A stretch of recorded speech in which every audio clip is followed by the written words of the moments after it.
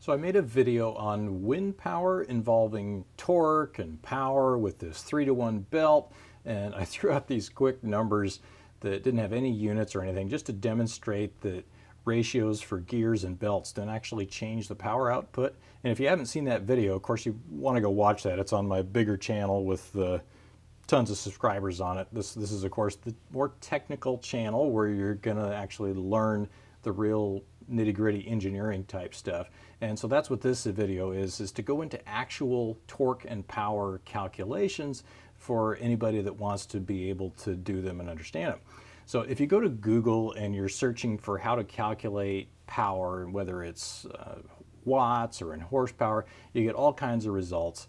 But they've got all these extra numbers in there, like dividing by 5,252 or 9.55.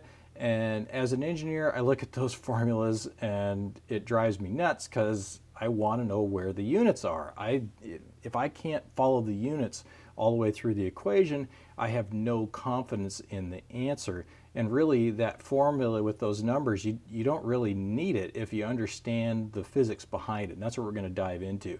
But first, I want to point out, I did make a video on working with units because that's what we're going to be doing in this video. Converting from minutes to seconds or meters to, with newtons and all that stuff, working with those things. If you're not completely confident in that, go check out that video right now. I'll try to put the link here where you can click on it. And if it's not showing up there, go to the description of the video and I'll have it there. Or you can wait till all this is done, and if there wasn't something or something that you didn't understand, you can just go watch that video then. But to understand torque and power, we have to really start with just the basics of like a wood block that we're just going to push along, and knowing the definition of work. And I've got that here, that when we're talking about linear stuff, just pushing some kind of a block in a straight line, we're applying a force to it and pushing for a certain distance. So force times distance tells us what the amount of work is. And we could just measure that force and we can measure the distance and we have it. Now, if we want to talk power, that's how fast you can do the work. And so now we're talking about the force times distance over time. So if I do it really slowly, that's a certain amount of power. But if I can do it really fast, like if I can make that same force for the same distance in half the time, that's twice the power to be able to do that. And rotary is very, very similar. So if we take a pulley, like one we might have had on that video where we're going to have a belt on it, timing pulley, so we can really transmit some power with this thing. It's very similar, but now we're going to have some kind of a wrench on there representing our force. So we still have a force, but now it has, we've got some leverage on there. And so now we're going to take this leverage is a force times this distance, which gives us a torque. And instead of pushing in a straight line, we can't really measure that like here. We could just push our block a certain distance and okay, from point A to point B, it's force times that distance. It might be tempting to think, okay, well, what's the arc that I'm rotating this wrench in and trying to measure that arc? But really, it's about the angle change. And so the angle that we've changed is, let's say we go a quarter turn with a certain amount of force on that wrench. If we double that again, that's actually twice the amount of work. Whatever the force was, we've doubled that, or the torque, we've doubled that angle. And if we were to go a complete turn, we've doubled it again for that amount of work. And power, it gets to this rate that we can accomplish that. Just like by pushing the block twice as fast, it was twice as much power. Same thing, if there was a certain time that it took us to get an angle change and we did it in half the time, that's twice the amount of power that was required to do that. Now this torque value is, like I said, it's the force times the distance, because we know instinctively if we were to use a tiny little hammer to try to pull a nail out of this board, we can only exert a certain amount of, and it really is, the force that I'm pulling on it times the length of the hammer, we're only going to get a certain amount of oomph out of this thing, a certain amount of force pulling on that nail. But if we go to a hammer that's twice as long, I can put that same amount of force on it, and it's force times distance. I basically doubled my distance, and I've doubled the amount of force that I'm putting on that nail. So it's really important that this torque is that force times the length of that lever arm. Now our units for these, if we stick in the metric system, whether you're in linear or rotary, the units are the same.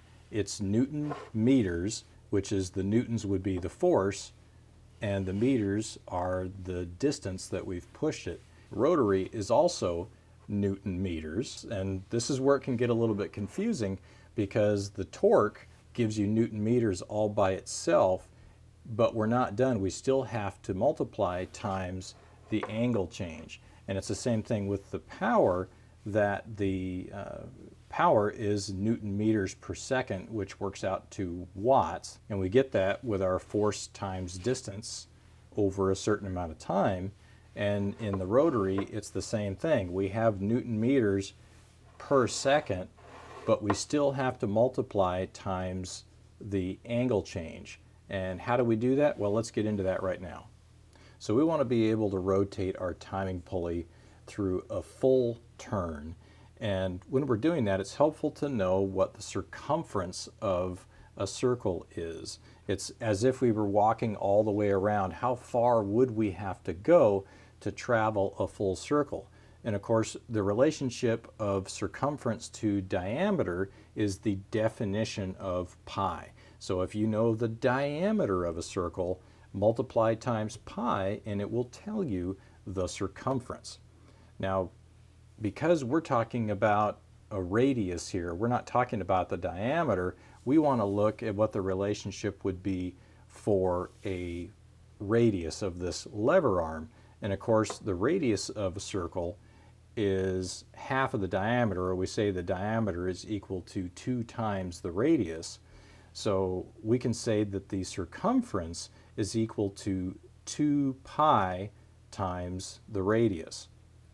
And this leads us down the path of what a radian is. So if we're talking about angles, a lot of times we want to think of degrees, but degrees they're not real. They're kind of a made-up thing. I think it was the Greeks back when they thought there were 360 days in a year, and so they said, well, that must be some fancy number, so we're going to base a circle on it.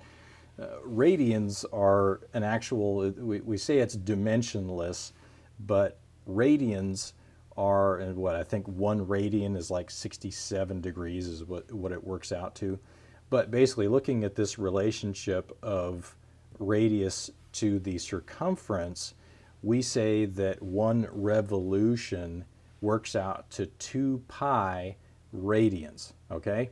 So I could probably do a whole video just on radians and how they're better than degrees, but I don't want to go into that right now. Just for now, know that to go a full turn, 1 revolution is the equivalent of 2 pi radians. So let's get into our calculations.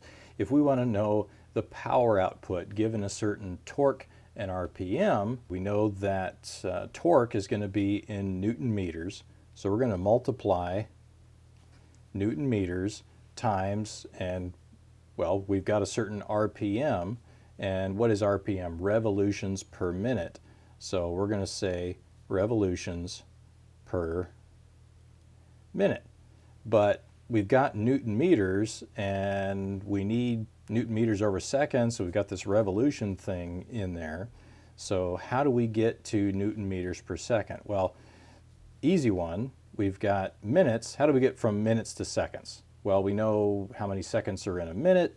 1 minute is the same thing as 60 seconds. And from our units video, we know that when we put something over itself, we can multiply by it, we can divide by it, because it's the same thing as 1.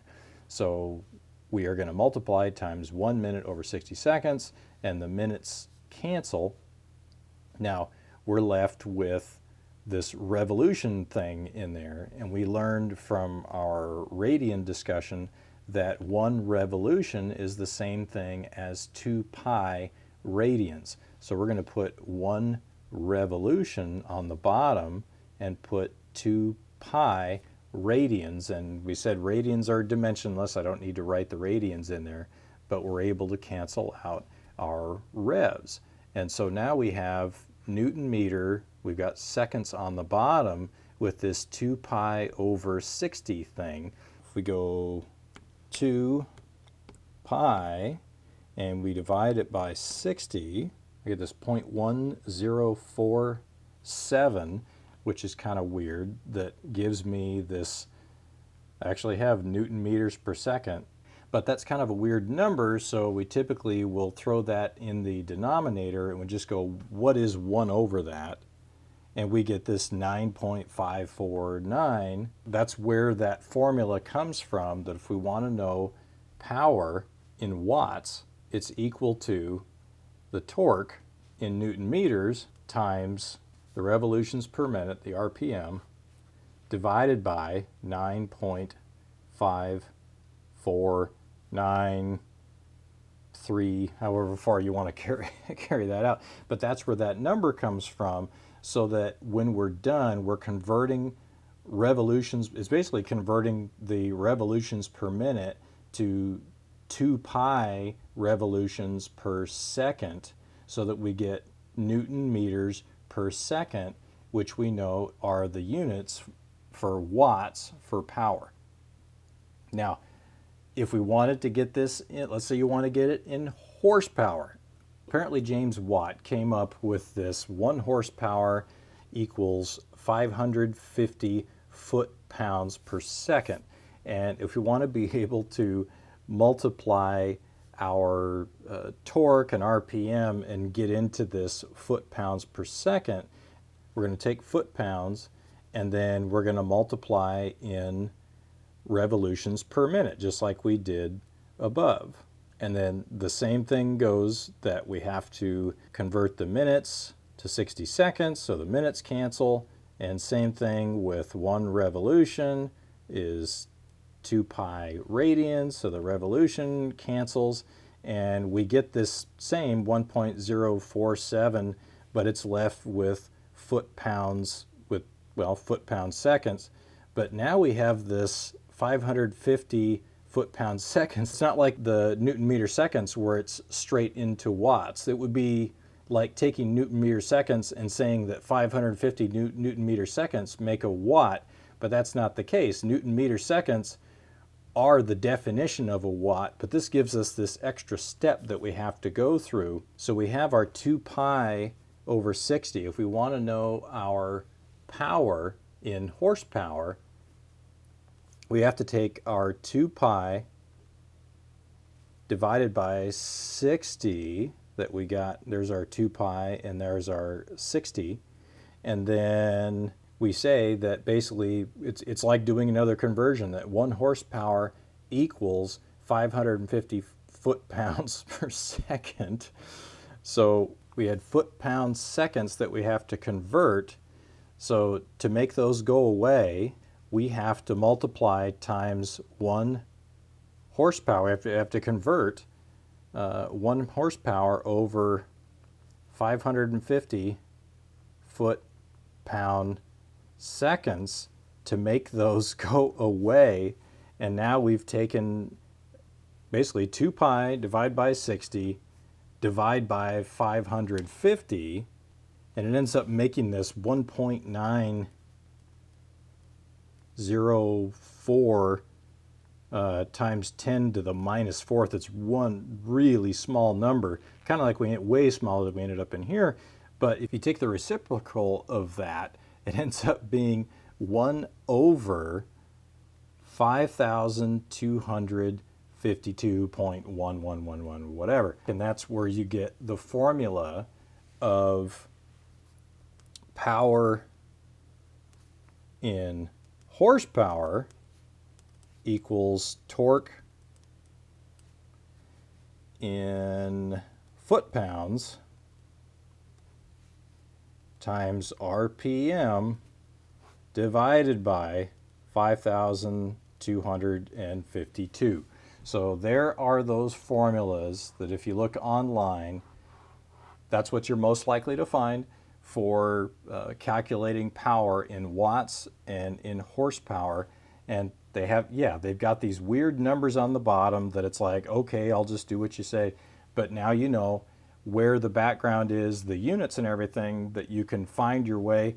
And the cool thing is you don't even need to remember this 9.5493 or this 5,252 if we just know that 1 revolution is 2 pi and there's 60 seconds in a minute, because you can always get to that number just by figuring out, okay, torque times RPM equals power, just that I have to have the proper units. And of course, horsepower, I mean, really, as an engineer, metric is so much easier that we typically, in class as engineering students, if we weren't forced to do the calculation from the beginning in imperial, we would, all of us would just do the calculation in metric, and when we get done, if it was watts and you needed horsepower, you just convert from watts to horsepower, so you just do one conversion. Same thing, foot-pounds, newton meters, any of that stuff. You just do it all in metric and convert at the last minute because it's way easier. So hopefully that's helpful to somebody. I don't know if you're an engineering student trying to go through this stuff, or you're thinking about going into engineering. This is the kind of stuff you're going to have to do in engineering school, and the occasional engineering problem that comes up that you have to solve and just go, okay, is this thing possible, or how big of a motor or a belt or that kind of thing am I going to use? If you know how to do this stuff, it makes it way, way easier. So I'm Quint. This was another explanation of a build. Thanks for watching.